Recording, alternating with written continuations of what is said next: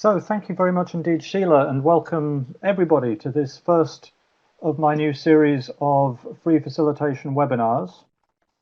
I'm just going to take us back through this slideshow because we've started up on the wrong one. There we go. Welcome to this first of my free facilitation webinars. Is there a single universal principle of facilitation? And thank you all for joining us from all around the world. And thank you, Sheila, for working with me today to help take care of the technical aspects of this session. If you have any technical questions or concerns, please type them in the chat pod to the bottom left. And let me remind you, please, what Sheila said at the beginning. Those of you who are with us today with microphone rights, beware of your superpowers. Especially, please don't manipulate the controls of the PowerPoint, otherwise that will affect everybody in the room. So the aim of this series of webinars is to give all of you an opportunity to log in just for an hour, once every month or two, to learn something about facilitation and top facilitation in particular, and also to get a bit of an experience of virtual facilitation in the process. I'm afraid we've got somebody playing with the slideshow again. Let me just take that back to the top. So please, presenters, please sit on your hands. We've given you superpowers today, but we do ask you not to use them. We've given you the presenter powers in order that you can use your microphones, but please do not play with any of the other settings. Let me just take us back up to the top if I can. Okay. So thank you for that. The session will be recorded, as Sheila said, so we invite you not to share any personal information that you'd not like to be in the recording, which will be available publicly. We will also be circulating the slides afterwards and a transcript of the chat, your responses to the questions. So you'll have all of that after the session. I'm going to move us on now to introduce the session. As I do this, please introduce yourselves in the general chat pod on the right of the screen. Say something about yourself and your interest in the session. And tell us also in the poll pod in the top right something about your experience of facilitation. So the session was inspired by a conversation at an IAF meetup in London a year or two ago. One of our London colleagues, Sean Blair, asked, is there such a thing as a universal principle of facilitation? And I thought for barely a few seconds and said, well, I'm not sure that there's one, but I have something quite close to that, which is ORID. It's the framework that underlies the top focus conversation method, which is a very powerful framework for understanding what's going on in a group and for designing not only conversations, but also longer and more elaborate facilitation processes. I wound up writing a blog post about this idea and then designed a session around it as well, which I presented at the IAF Europe MENA conference in Stockholm last October. So this webinar is essentially an adaptation of that Stockholm conference session. It's a 60-minute session. We did it in 90 minutes in Stockholm, so I'm slightly shortening it for this webinar. As you introduce yourselves in the right, I'm just going to talk through the aims and process of the session. So during the session, we're going to demonstrate ORID first of all by, I shall lead you in a brief focus conversation on the role of the facilitator, and we're going to watch a short video clip to springboard a conversation about the facilitator role. Then I'm going to give you a very brief presentation about ORID and introduce the 4 levels of the model and how they can be applied to designing and leading focus conversations, but also through a number of examples, how they can be applied more widely in facilitation design as well. We're going to try to finish with plenty of time for discussion, questions and answers at the end. And at the very end, we'll be inviting you to share your reflections and questions on the process and on the Adobe Connect platform we're using for the webinar, as well as on the content of the session. So please do go ahead and introduce yourselves in the general chat pod on the right, if you haven't already. I can see, well, we've already established we have people from Brussels, from Finland, from India, from Australia. I see Jeske has arrived from the Netherlands. Karen in Toronto, Claire in Manchester or near Manchester, Hoda in Lebanon. Many of you know me personally. Some of you we've come across in online in Twitter and elsewhere.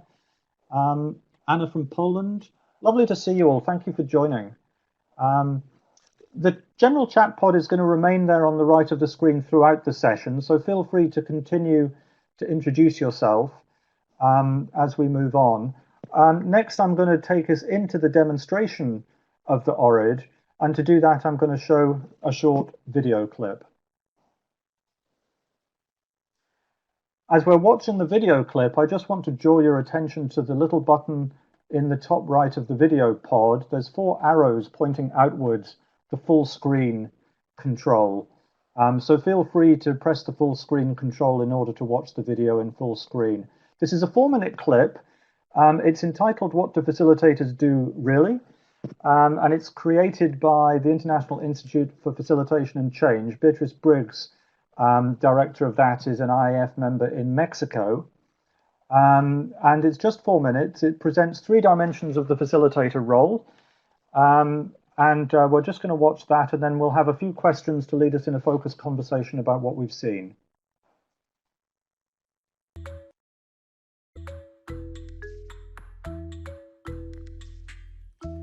Many people ask us, what do facilitators do, really? What value do we add? Effective facilitators fulfill at least 3 roles when working with a group. In the planning stage, we are like architects. We gather information about the group and its context, consulting with the client to clarify the purpose and desired outcomes of the facilitation.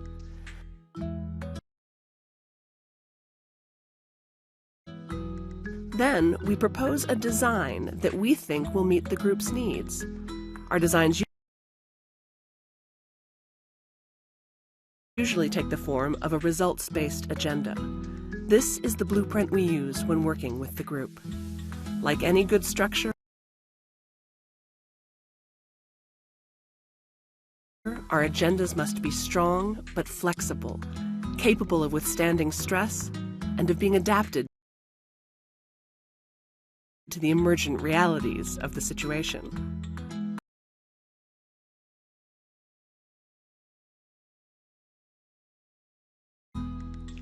Once the agenda is designed and agreed to by the client, our role changes from that of architect to pilot.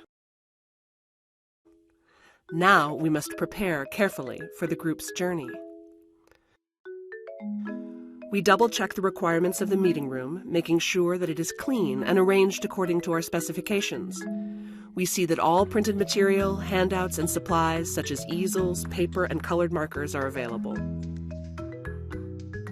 We also make sure that those who will be fulfilling crucial support roles, such as note-takers, timekeepers, translators, sound technicians, and others, are ready to go.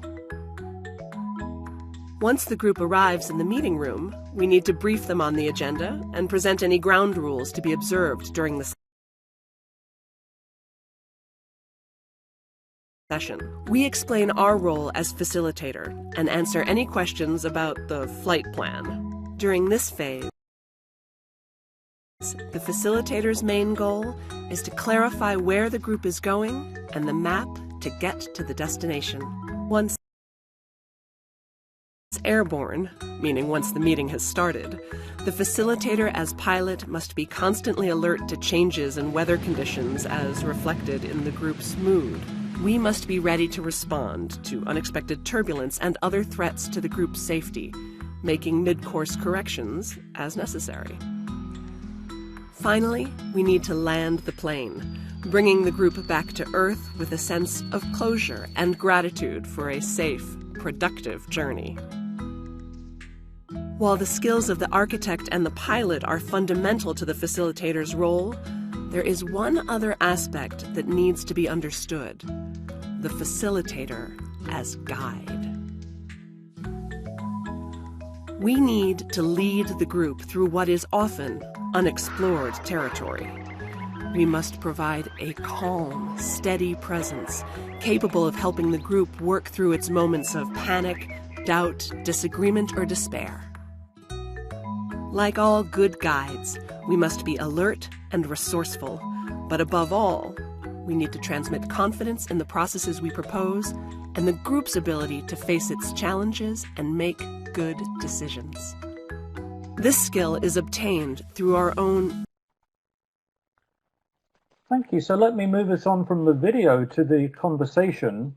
Let's reflect on what we've seen and heard in the video and how it relates to our own experience of facilitation and group work. And I'd like to start by asking you, what do you recall from the clip? Any words or phrases, any images or characters? What about the music? Feel free to type your responses into the general chat pod on the right. And let's also hear some voice responses by those of you who have microphone rights. So people participating by voice, please feel free to click on the raised hand emoticon, the right hand button at the top of your screen in the menu bar to indicate that you're ready to speak. Any of you, what do you recall from the clip? What words, phrases, images, or characters do you remember from the clip? Thank you, Claire. I see Claire has typed. It's not easy, but it's never boring. Absolutely. And Anya writes that there are 3 roles. Anybody like to speak among our voice participants?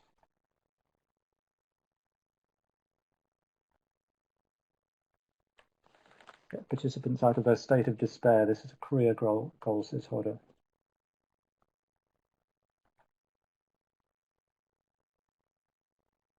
Please don't be shy to speak, voice participants. Who would like to raise your hand? Peter, thank you. Yes, please go ahead. You'll need to unmute yourself. Hi, sorry, I will not directly react on the video, but I have to laugh about the despair of the participants. Of course, it's a very nice introduction to what the facilitator is. It will become more interesting once we see how the facilitator interacts with the client and maybe others that play a role somehow in a wider context, and then a lot of other skills and responsibilities may turn up with the facilitators that he or she may not even want to have. Thank you. Yes, Peter. And what, while we're on this question, what do you recall from the clip itself, Peter? What words or phrases, images, etc. stay with you? Yeah, sorry, mine was a bit having hiccups, so I missed part of the video. Maybe my connection is not good enough. Okay, but no problem. Definitely, I loved architects. I think it's very important, the architect phase. You don't always get the opportunity to play the architect phase well enough by the client. And the pilot and the guide I missed. Okay. Thank you. Who else would like to raise your hand? Peter, if you'd like to mute yourself, let's hear from somebody else. Welcome to Susanna and the 4 of you at the Sage Gateshead. Anybody else like to? Yes, Claire, please go ahead and unmute yourself. What do you recall from the clip? Well, the music has really stuck in my head. I feel like that's going to stay with me for quite some time. So I won't treat you all to me singing it, but the music's really stuck in my head. All right, thank you very much. Let me move us on to our next question as well. How did you find yourself reacting as you watched the clip?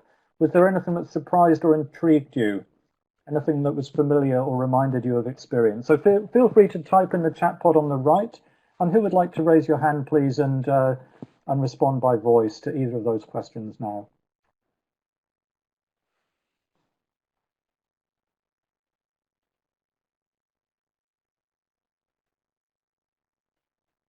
How did you find yourself reacting? Yes, Sharon, please go ahead, unmute yourself.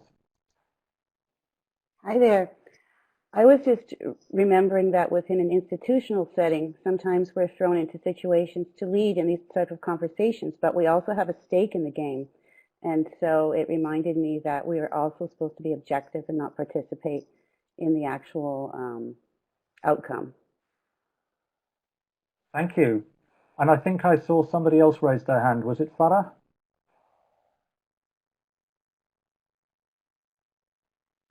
Yes, Please go I ahead. did. Martin, hi.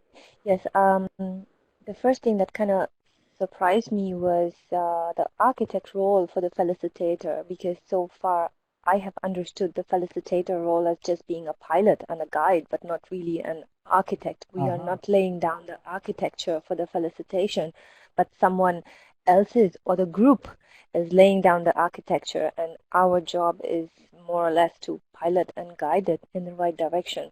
That's what I have understood with felicitation so far, but it was striking to see that a felicitator can also be the architect for the group's objective or idea. That was a bit surprising for me. Thanks. Thank you very much. I see Anya says types in the chat she was pleased by the metaphors. Susanna says no real surprises, but it was all very clear. Claire was pleased by the part about the inner work. Let me move us on to our next question. So what? How relevant do you find these metaphors? Was there anything missing? What would you add? Or what can you learn from this? I guess the architect element of the role might be something that Farah has learned. Anybody else? So what? What does it mean for you? Please go ahead and type in the right. And Hoda, yes, please unmute yourself and speak. And then Peter. Hoda, you'll need to unmute yourself first. Or I can unmute you. I've unmuted you. Go ahead. Okay. Yeah, no, I like the remark about. Sorry, Peter, I'm asking. Oh, sorry. I'm asking Hoda if you don't mind, and then I'll come to you. Yeah. Yes, sorry, can you hear me? Yes, I can. Thanks, Hoda. Thank you. Two things that the video brought in mind for me. The first was the guiding the participants through an unknown territory, and this means that often we have to be very aware of the subject at matter, or the good strategies to take out, which sometimes, despite all preparation, you find yourself as a facilitator in an unknown territory, which is a very big challenge. I'd like maybe to hear more from your part. And the second one that I would like to emphasize on is the landing the plane. We often do a great job in preparing and in leading the process, and leave out the importance of a safe landing and the feeling that the participants take when they leave the session or the meeting. Not only the outcome, maybe we have hit the outcome, but the feeling and the perception of what a safe journey it was, an effective journey it was for the participants, is as important as the outcome, I think. Thanks. Thank you very much, Hoda. I've just switched off the webcams, by the way, in order to reduce the load on the bandwidth here. So hopefully that will help our audio. Yes, Peter, please go ahead. And as I invite Peter to speak, I invite the rest of you also to consider the next question in the chat. Peter, go ahead. Yeah, there would be so much to say. Around the landing of the plane, again, it comes to the distribution of responsibilities between the facilitator, the client, and others that have a stake in the event that's being facilitated. Maybe a facilitator, at least in the background, also has some kind of mediation, negotiation role. At least he or she could have. Thank you. Thank you. Yes, I can see Avinash also says that something about the landing is missing. Dorota talks about the metaphor, being very relevant and clear. Robin, yes, please go ahead. What would you add to the so what or to the what next? Please unmute yourself, Robin. I would just, hi everyone. I would just, I think I agree with the comments made. I would be wondering how we engage people and alert people to the fact that this method is a depth method, a depth spirit method, and how we would capture that in a presentation like this. Mm-hmm. Thank you. Yes? Anybody else? So what or what next? Ingrid, yes, please go ahead. I'm intrigued by one comment that was made in there that there's a general mood or flow that participants tend to go in. So what would be next for me as a result of this is to understand better if there's general ways that people respond to things or a general way that the facilitation tends to go, to have that in mind, understanding, you know, like it said, that you're navigating as you go. But I'd love to know if there's an overall way that the conversations tend to go. Mm-hmm. Okay, thank you. Well, let me respond a little bit to your comment and to Robin's when we've closed the conversation, and I'll talk a little bit about the method. Any last reflections on the video and the role of the facilitator before we close this conversation? I can see Claire would show the video to the facilitation community of practice that she hosts. That's great. Anybody else?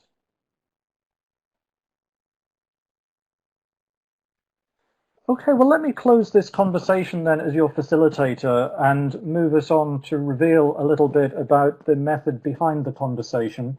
That was only a very, very brief conversation, and rather different trying to do it online in chat and with a few people by voice than it is doing it, if you like, in real life. But I hope it's given you a little bit of a flavor of the experience.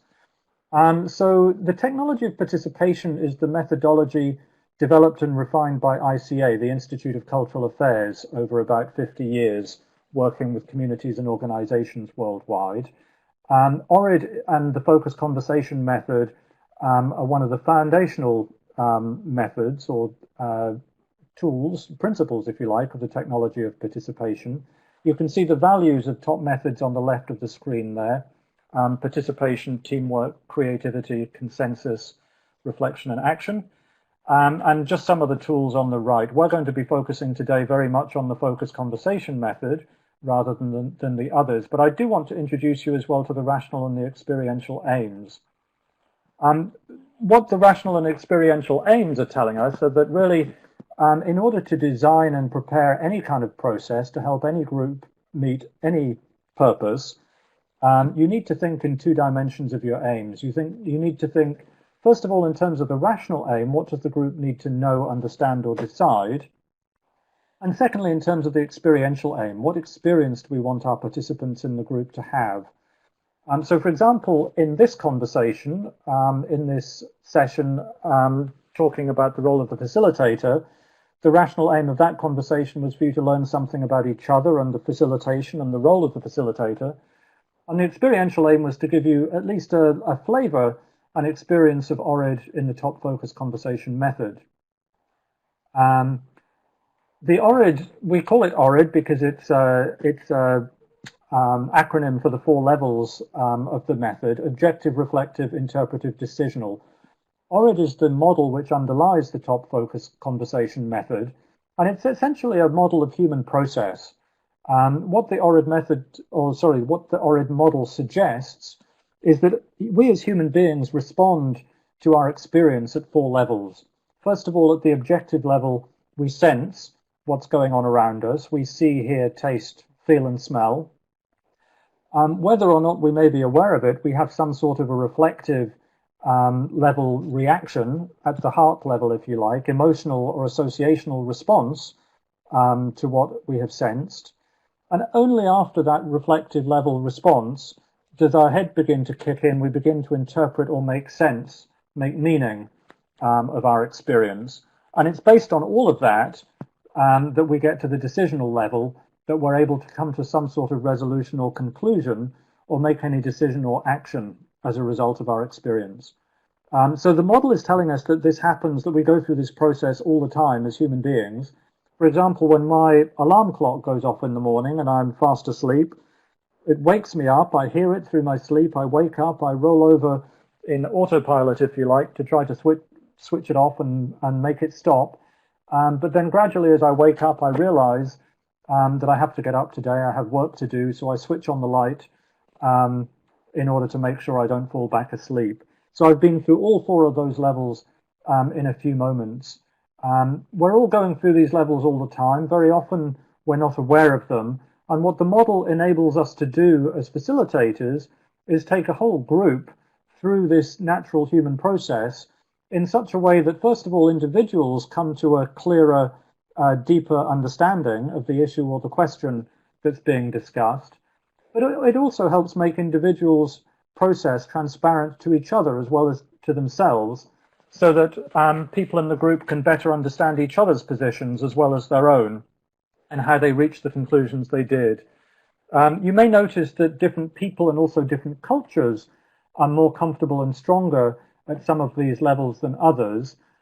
So the method also enables us to include diversity of people with different learning styles, different cultural styles, and so forth. It enables everybody to respond and to participate in their own strengths in the process. Now, the way the model is used in the focused conversation method is that we essentially design a series of questions to enable us as a facilitator to lead the group through a conversation to meet the rational and experiential aims. Now, after designing the questions, you'll spend a few moments preparing your opening and closing for the conversation, and that's essentially the structure of the focused conversation method. The questions that I had designed for this conversation just now about the video, the first question was objective level. What do you recall? In particular, what did you see or hear as you were watching the video? The reflective level questions, how did you react? What kind of emotional responses did you have, or what were you reminded of? The interpretive level questions I used here were to do with the metaphors. How relevant were they? What insights could you apply? What was missing, or what would you add? What can you learn? And then finally, at the decisional level, I asked you, what would you do next, or what would you do differently as a result of this conversation? As another example, these are the questions I used for the introductions in my Stockholm session, which was 90 minutes face-to-face. So I didn't ask all of these today in the webinar, but you could ask for an introductory conversation in a session like this. First of all, objective level, please each share your name and where you're from. In Stockholm, I asked, what first came to mind when you read or heard about Universal Principle of Facilitation, the name of the session? Once we'd heard a few responses to that, I asked, what common themes have we heard? What does this tell us about what we might learn from each other in relation to facilitation and our universal principles? And finally, what are your hopes for this session? So there's another example of how you can use ORID, a very brief focused conversation to kick off a session such as this. A few examples of application. I'm going to take us very quickly through this so that we have plenty of time for discussion. But I've got 6 slides here, each with an example of how ORID, the model, can be applied not just to a focused conversation, but also more widely to facilitation design. So the first one is essentially the conversation we had. I first used this video clip in a training course with a group in Brussels a couple of years ago, and you can find the video that we watched today and the long list of more detailed questions on my website there, where you see the link. A second example, as part of International Facilitation Week, the last few years, I've hosted a pair of Twitter chats. In this case, in 2013, with our Canadian colleague Ben Ziegler, we hosted a Twitter chat on about facilitating a diverse group of people. And at the objective level, we asked, what are some of the kinds of diversity that you experience in your groups? At the reflective level, what are some of the rewards of facilitating with a particularly diverse group?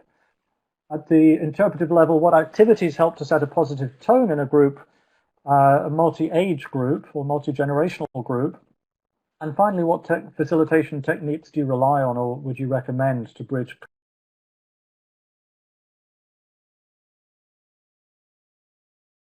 I should say, if anybody has not participated in a Twitter chat, you do need to know not to expect the answers to come in order as they might do in a face-to-face chat.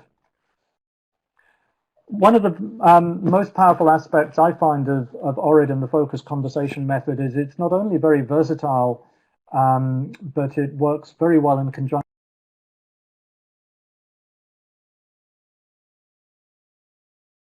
as a means of structuring a series of conversations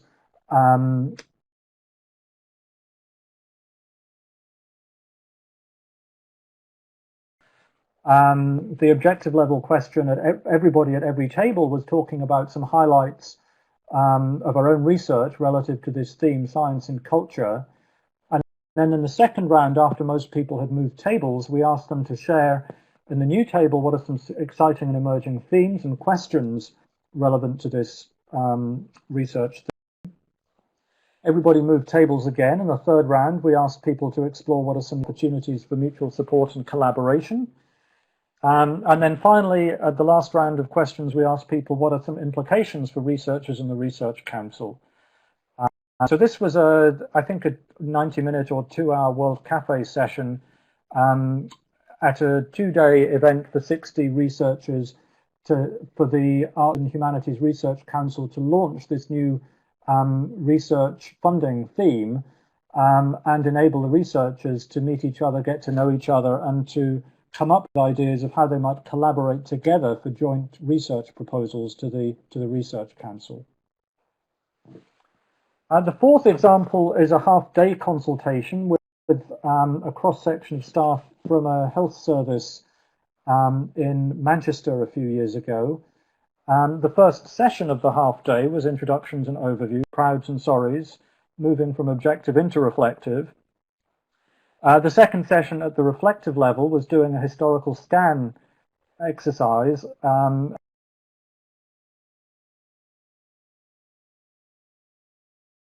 people to plot key events and milestones on their journey together.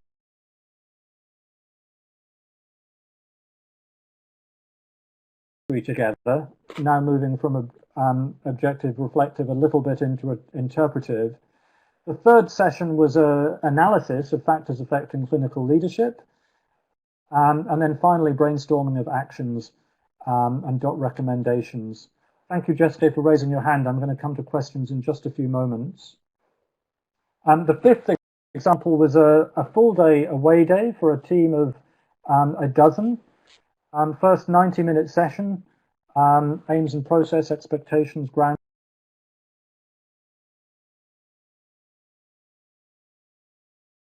Level. In this case, we used World Cafe at the interpretive level. How would we like to be able to describe the culture of our organization? And finally, team building and next steps at the decisional level. And you may notice here, by the way, that ORID, there are ORIDs within ORID. So, for example, I mentioned World Cafe. I very often use ORID to structure 4 levels of conversation within the World Cafe. In this case, we had the whole day structured by ORID, and each session, or at least the World Cafe session itself,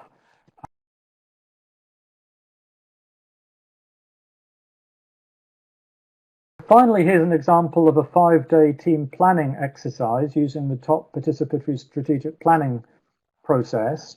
And you can find a case study about this on my website at the link.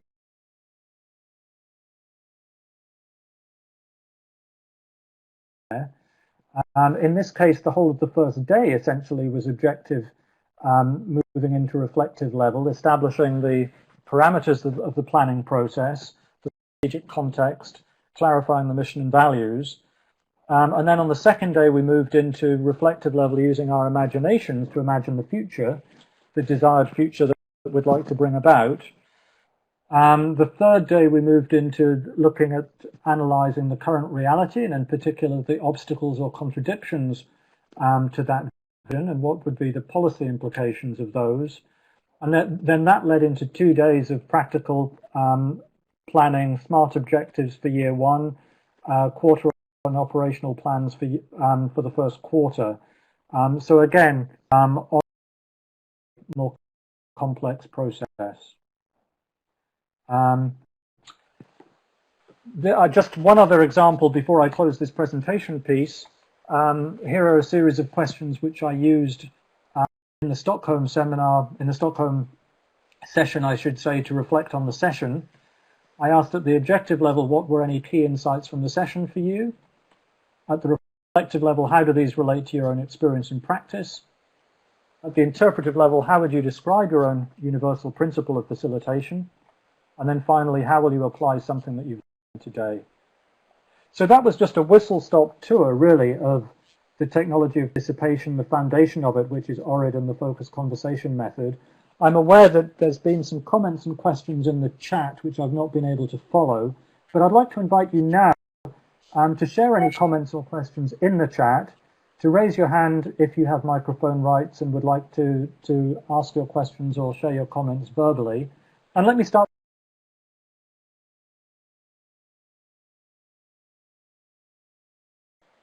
Martin, this is Sheila, and Jesky doesn't have audio rights, and she's got her question down in the chat, and I'll just read it. Jesky wants to know, wants to know, why is the historical scan at the reflective level? Thank you, Jeske. In fact, the historical scan has an ORID within it, in that in the historical scan process, for those who are familiar with it, you start by brainstorming milestones or events and plotting them on a timeline on the sticky wall. That's the objective level of the historical scan. Then you can take the opportunities to share stories, what was easy, what was difficult, that kind of thing. That's the reflective level of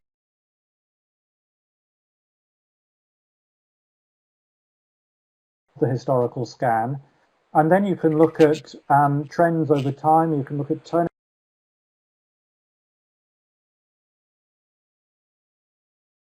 points over time.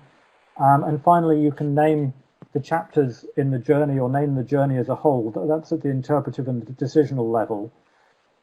In the case of this particular example, if I take us back there, which one was it? I talked about both of these, actually. I said the wall of wonder was at the reflective level of this process. That's because I used the historical scan, or the whole ORID of the historical scan. I used it as a reflective level exercise within the context of the whole process of this half day, in this case,